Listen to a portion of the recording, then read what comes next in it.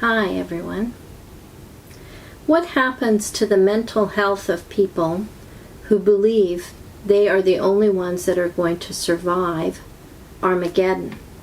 That all their neighbors, everyone they know that's outside of the organization they belong to, is going to be destroyed. And that they believe they know the judgment on these people. This is the first publication that I remember as a Jehovah's Witness.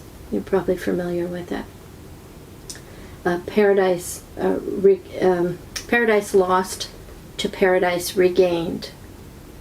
There's a picture on page 208 and 209. Now I don't know whether you can see that when I hold it up here, but I'll describe to you what the picture is. The picture is of people falling through crevices, people drowning, buildings falling down and crumbling, hysteria. You know, there's an image of people all frightened and scared and dying, and apparently now their visuals are even more realistic, I would say, than these pictures. But this is a picture I do remember from my childhood. For a lot of people who've left the Witnesses, grew up, this image stuck in their mind and was part of the prompt to continue to be a witness because you were afraid of Armageddon. But what do they say about this particular picture? They describe what they think is going to happen.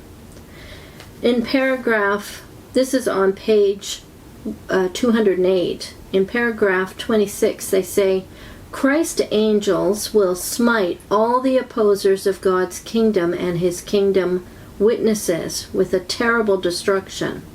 A flesh-eating plague will destroy many. Says Jehovah, their flesh shall rot while they are still on their feet. Their eyes shall rot in their sockets, and their tongues shall rot in their mouths.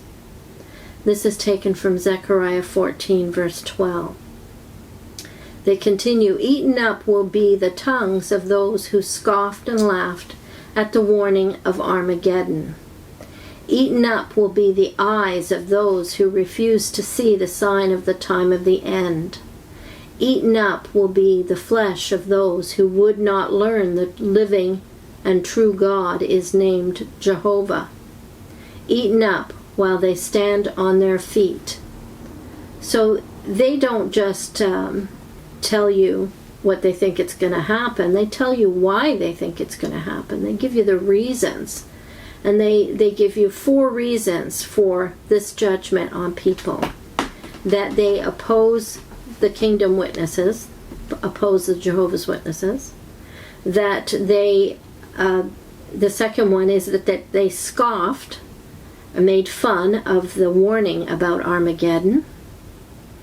The third one was that they refused to see the sign of the time of the end. And the fourth one is that they did not learn that the living and true God is named Jehovah. Now, I thought it would be useful for us to read the whole of Zechariah chapter 14. So I want you to see whether you find these reasons for the description. Is this the reason that people are being told they're going to die this way? Okay, so I'm going to read Zechariah chapter 14. A day of the Lord is coming when your plunder will be divided among you.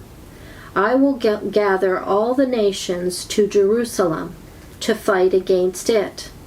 The city will be captured, the houses ransacked, the women raped.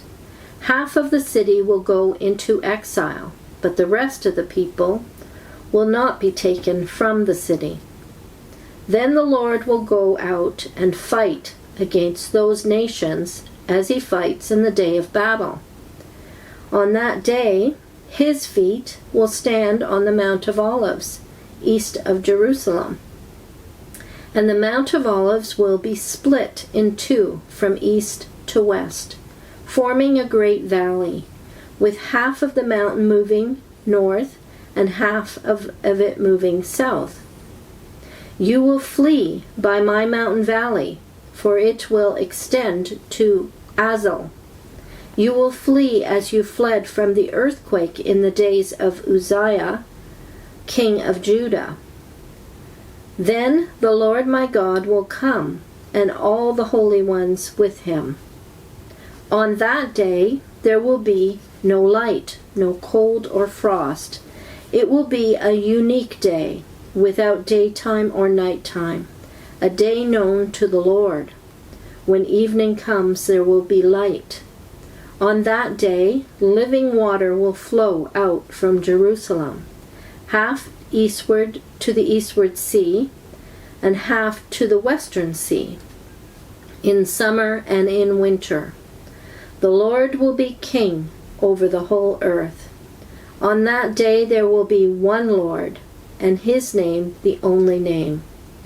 The whole land from Geba to Rimmon, south of Jerusalem, will become like the Arabah.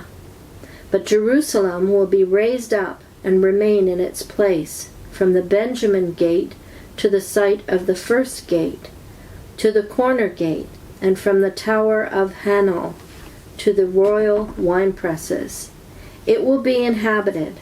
Never again will it be destroyed. Jerusalem will be secure. This is the plague with which the Lord will strike all the nations that fought against Jerusalem. Their flesh will rot while they are still standing on their feet. Their eyes will rot in their sockets, and their tongues will rot in their mouths. On that day, men will be stricken by the Lord with great panic. Each man will seize the hand of another, and they will attack each other. Judah, too, will fight at Jerusalem. The wealth of all the surrounding nations will be collected, great quantities of gold, silver, and clothing. A similar plague will strike the horses and mules and camels and donkeys of all the animals in those camps. Then the survivors from all the nations that have attacked Jerusalem will go up year after year to worship the King, the Lord Almighty, and to celebrate the Feast of Tabernacles. If any of the peoples of the earth do not go up to Jerusalem to worship the King, the Lord Almighty, they will have no rain. If the Egyptian people do not go up and take part, they will have no rain. The Lord will bring on them the plague he inflicts on the nations that do not go up to celebrate the Feast of Tabernacles.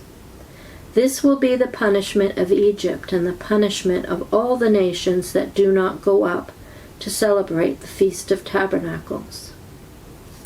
On that day, holy to the Lord will be inscribed on the bells of the horses, and the cooking pots in the Lord's house will be like the sacred bowls in front of the altar. Every pot in Jerusalem and Judah will be holy to the Lord Almighty, and all who come to sacrifice will take some of the pots and cook in them. On that day, there will be no longer a Canaanite in the house of the Lord Almighty. So do you see in that whole reading of the whole chapter these reasons for judgment? They oppose the kingdom witnesses. They scoff at the warning of Armageddon. They refuse to see the time of the end, the sign of the time of the end. They have not learned that the true God is named Jehovah. Those were the four things that this paragraph in the book suggests is the reason for what happens to them.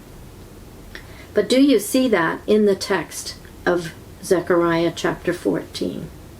The next time we will look a little closer at the details within the chapter, what the Watchtower seems to miss or ignore.